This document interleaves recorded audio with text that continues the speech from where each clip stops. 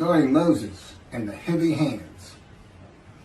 The Torah relates, Shemos 17 and 11, that during the war, when Moshe held up his hand, Yisroel prevailed. And when he let down his hand, then Amalek prevailed. But Moshe's hands were heavy, and Aaron and Chur, who accompanied him, supported his hands. Rashi comments, because he was lax in the commandment of waging war, and appointed another in his stead, Yehoshua, his hands became heavy. We see then that Moshe Rabbeinu should have gone to battle, and when he did not, was punished for his laxity. All of the above reasons why Moshe considered himself unable to join in the actual battle, and not that, God forbid, he was slothful, poses the inevitable question, why was Moshe punished? His hands became heavy for doing something which was seemingly so logical. Rashi answers this question by saying that Moshe was punished for being lax in the Mitzvah, and not for being lax in going out to war. For since the war against Amalek was a Mitzvah, a commandment from God, Moshe should have gone to war, and not entertain any of the thoughts to the contrary, no matter how reasonable or logical. A mitzvah must be such that we will obey, and then we will hear. First, one does the deed without entering into any calculations. And since Moshe was lax in the mitzvah, he entered into calculations as to what was best for the conduct of the war, etc. He was punished. All the above is from Shemos, Parshas, Yisroel, 19th day of Shabbat, 574-1, 1981, at Riddy.org, edited. Rashi commenting on Genesis 17 and 3. And Abram fell upon his face, and God spoke with him, saying,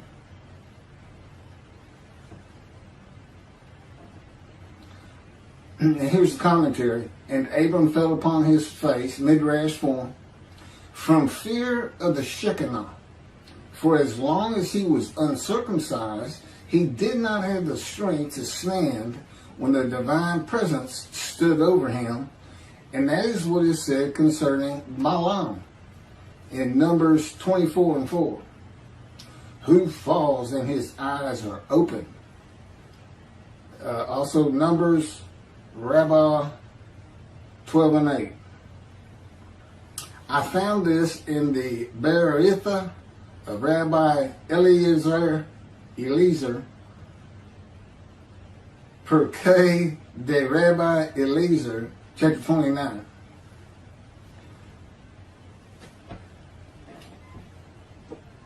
This is verse 6, 7, 8, 9 of Genesis chapter 1. God said, let there be an expanse in the midst of the water, that it may separate water from water. God made the expanse, and it separated the water which was below the expanse from the water which was above the expanse. And it was so. God called the expanse sky, heaven. And there was evening and there was morning, a second day. God said, let the water below the sky be gathered into one area, that the dry land may appear. And it was so. This is Genesis 49 and 24. Yet his bow stayed taut, and his arms were made firm by the hands of the mighty one of Jacob. There, the shepherd, the rock of Israel. This is from Ezekiel chapter 4, verses 4 through 8. Then lie on your left side, and let it bear the punishment of the house of Israel. For as many days as you lie on it, you shall bear their punishment. For I impose upon you 390 days, corresponding to the number of the years of their punishment. And so you shall bear the punishment for the house of Israel. When you have completed these, you shall lie another 40 days on your right side, and bear the punishment of the house of Judah. I impose on you 1 day for each year. Then, with bared arm, set your face toward besieged Jerusalem, and prophesy against it. Now, I put cords upon you, so that you cannot turn from side to side until you complete your days of siege. This is from Ezekiel chapter 2, verses 1 and 2. And he said to me, O mortal, stand up on your feet, that I may speak to you. As he spoke to me, a spirit entered into me and set me upon my feet. And I heard what was being spoken to me. This is from Ezekiel chapter 3, verses 14 and 15. A spirit seized me and carried me away. I went in bitterness in the fury of my spirit, while the hand of the Lord was strong upon me. And I came to the exile community that dwelt in Tel Abib by the Shebar Canal. And I remained there, and I remained where they dwelt. And for 7 days I sat there stunned among them. This is from Ezekiel chapter 3, verses 22, 23, and 24. Then the hand of the Lord came upon me there, and he said to me, Arise, go out to the valley, and there I will speak to you. I arose and went out to the valley, and there stood the presence of the Lord, like the presence that I had seen at the Shebar Canal. And I flung myself down on my face, and the Spirit entered into me and set me upon my feet. And he spoke to me and said to me, Go, shut yourself up in your house. Okay, here's my commentary on everything I just read to you. I know the heaviness of the hands of Moshe. And I know how Jacob's arms were made firm by the hands of the mighty one of Jacob. I have been in a constant state of punishment by the power of God since I offered myself and my soul for guilt to him, as the man described in Isaiah 53. That would be verse 10. It is punishment, but there is far more to it than just that. It also was telling Moshe that God was there and that he was in charge of the battle. And this punishment changes you over time. God is also making you a better prophet. The heaviness is his presence. It is what I feel of his very essence, as he would have me experience it.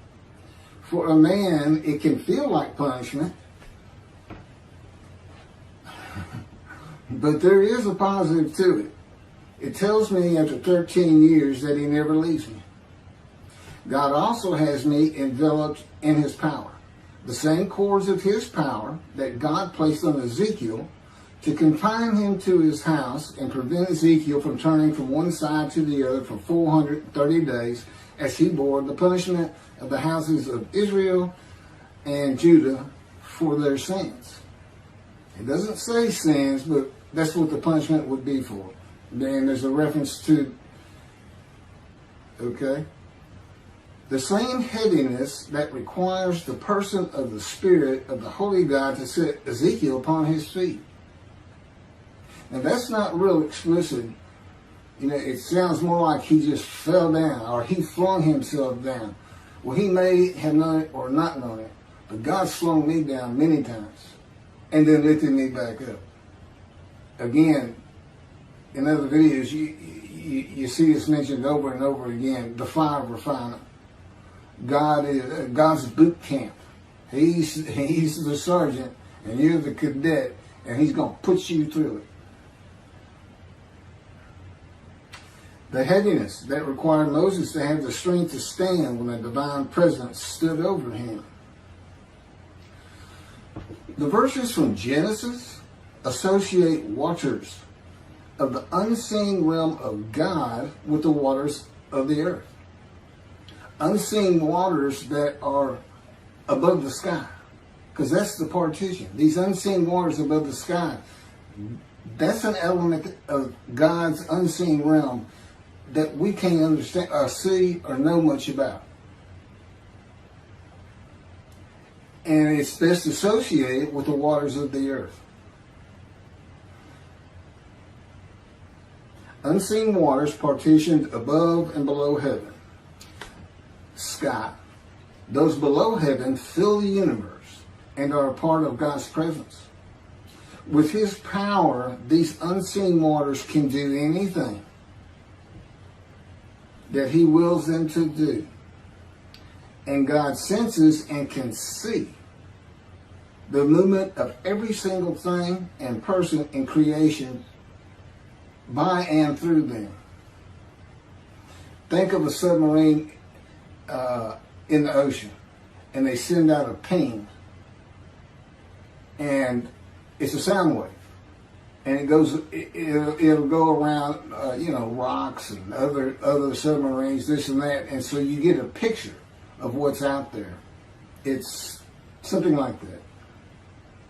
He doesn't have eyes like human beings. Long ago, God took me to a heavenly room in a vision in body, not in spirit.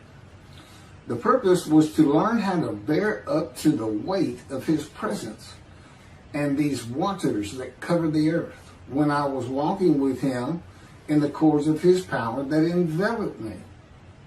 It was making me very nauseous. I could feel my body so acutely and real in that room that creation passing before the window actually made me feel car sick, as the weight of his presence and the power around me to offset it was manipulated at his will. It's a little bit complicated, but I've actually spoken about this in other videos. Think of a cardboard box that has been left in a rain or placed in a body of water. It is so light before and so heavy afterwards. The water soaks through the box through and through and retains the water even when lifted. My body is that box. Even my insides can be heavy.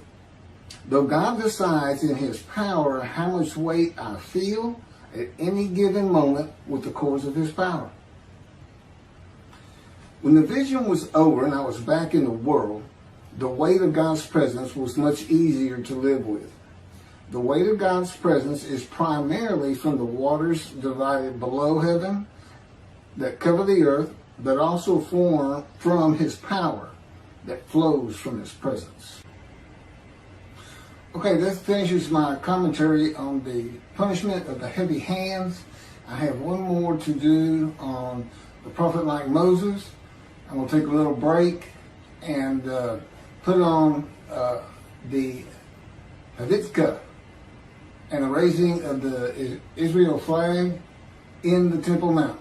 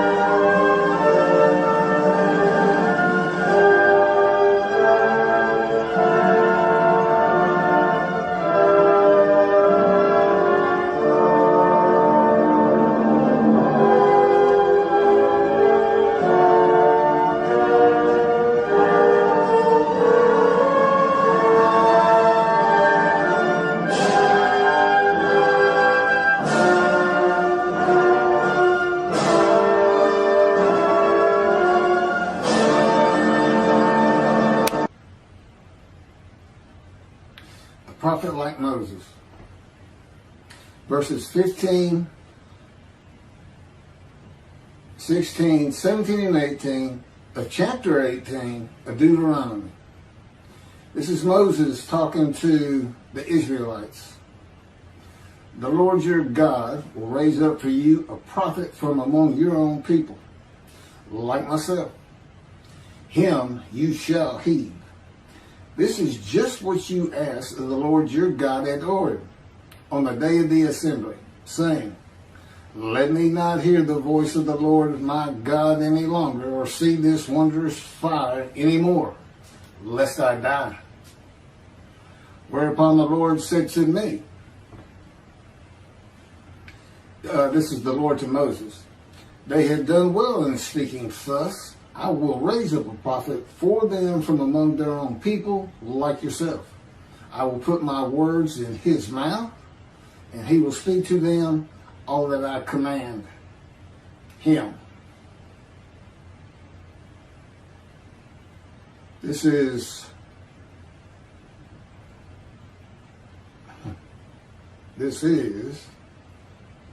several verses of Exodus, chapter 7,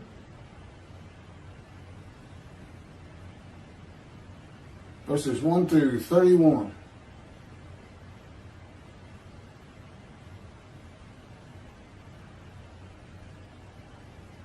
You'll understand why I'm reading this much in it, because I don't have commentary on it.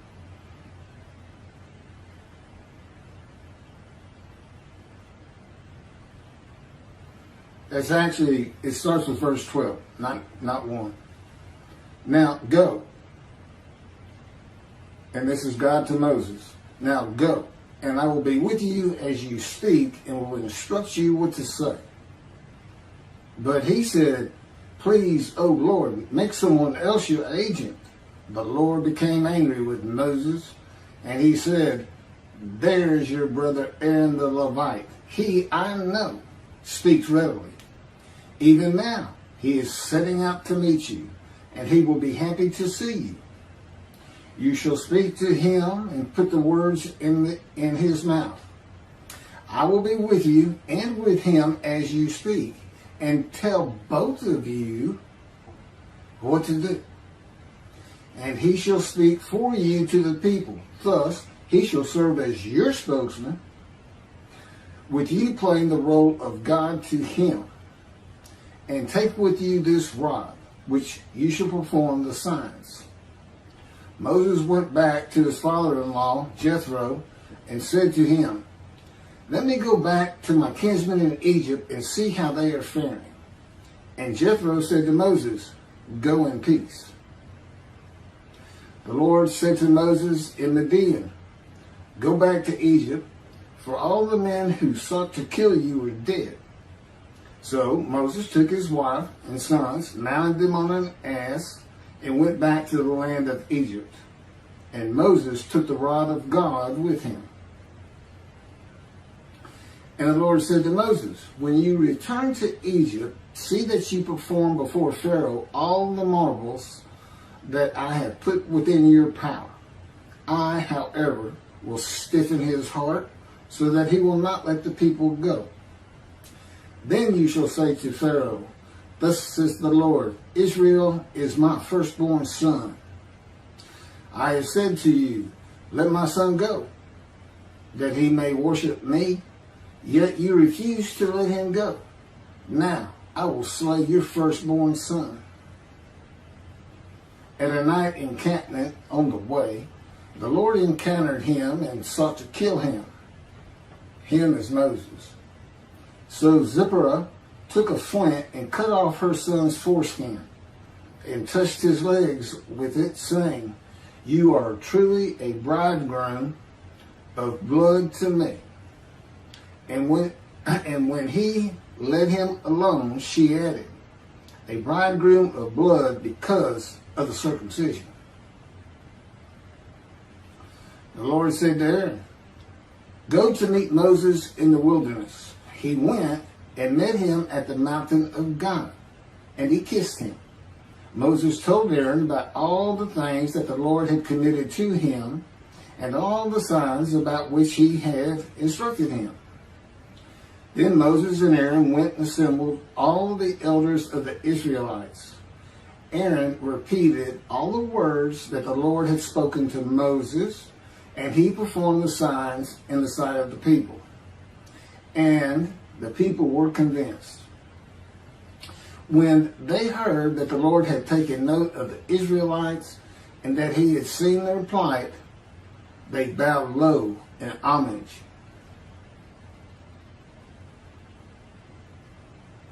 Again, that's verses 12 through 31 of Exodus chapter 7. Commentary. I am the prophet like Moses. For many reasons, but these in particular, for the reasons that, like Moses, I speak to God face to face. God speaks to me as a friend. I converse with God whenever I so wish.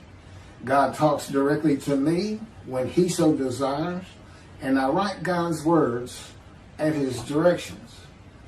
And I can add, and I put on videos at his command and speak the words he commands me to speak. He had me type everything I'm reading. He said, go to Exodus, type this down, or paste, copy it and paste it on your notebook pad. And like Moses, I bring a redemption, the redemption of the new covenant of God declared in Jeremiah chapter 31 to be delivered in a time to come, this time, the time of the fulfillment of all biblical prophecy, the time God speaks to his prophets again. When God said, there's Aaron, even now he is setting out to meet you and he will be happy to see you, God is placing a short vision into the mind of Moses. Aaron and Moses do not meet for many days after this at the mountain of God. It is not a trance-like vision where Moses feels that he is in another place and time away from the world. It is more like an image of an event on television that you remember after you have watched it. A little bit sharper than that. It is a vision that goes more to your mind than to your eye. The image would have been of Aaron walking out of his dwelling place, and together with God's words, he is setting out to meet you. Moses knows that Aaron is on his way where they are to meet at the mountain. So, it's okay. This is the way God communicates with Moses and the way he communicates with me. I listen to his words, and he often sends to me picture visions, as does the Holy Spirit of God. They're always together. It is not a confirmation of God's words so much as it is a more perfect way to communicate words with pictures. Often it is just picture visions that have instant meaning to me. God says to Moses, I will be with you and with him as you speak and tell both of you what to do. God often tells me what to do and say when I'm talking with another person. But our level of communication is such that I don't have to actually hear him. He can put knowledge into my mind as I speak. He can take control of what I speak. He can take control of my body and mind and put in different words than I would have used. He is always with me. I am a host of the Lord of hosts. That means God dwells with me. Now, the communication with God and Aaron is much more limited than the communication between God and Moses.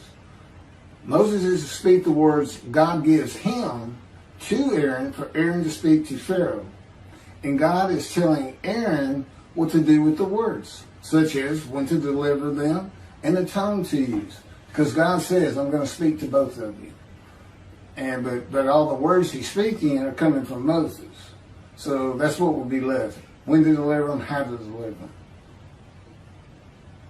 God tells Moses that Aaron will be his spokesman Moses playing the role of God and Aaron being his prophet as Moses delivers God's words to Aaron to be spoken to Pharaoh. When Moses speaks the words of God to another person, God is speaking through him, just as God is speaking through me in this video and in all 63 videos that we have prepared over the last month and a week or two. And they're all based on 2 books that he dictated to me as he dictated the Torah to Moses. I had to learn everything first, but every word, every sentence, every paragraph, every chapter are his. The first book is about 285 pages long, but that's with about a 30-page addendum, which is a summary of each chapter in a paragraph or so. And it's called Isaiah 53 in the Day of the Lord. And in that book, what he wanted was for me to never say that I am this man. But reading it, you almost can't escape it. At least the thought is he saying, because it would be things like, how do you know Elijah? Well, he'll know everything you can know about heaven. And I got several chapters that are all just about heaven, things that aren't generally thought of or known. So the implication is there. But now the next book we did is called The Life of God's Righteous Servant of Isaiah 53. And it's my life. It's my life. God didn't speak to me, and I was an atheist for 50 years until I was 50. But he was with me from birth to make sure I fit every verse of Isaiah 53, and particularly wounding. He was wounded. Well, I've got 15 surgical scars, and I've been shot through the abdomen and impaled my right knee on a broken glass bottle, and etc., etc. I was like the most accident-prone person you ever wanted to meet. Little did I know I was being prepared for this time. I'm now 63. And so the life of God's righteous servant, it's my life. And he dictated that to me. Of course, I didn't have to learn it first. I just had to remember. And he puts remembrance into my mind. I can remember like no other human being on this planet. He can have me not only remember an event, the first time I drove a car, for instance, kissed a girl, but he can bring it back to me as though it's actually happening again. It's not just, I know when I drove a car, I was so excited and it felt so great. No, I feel the excitement. Okay, the ambience of the day. Everything is there.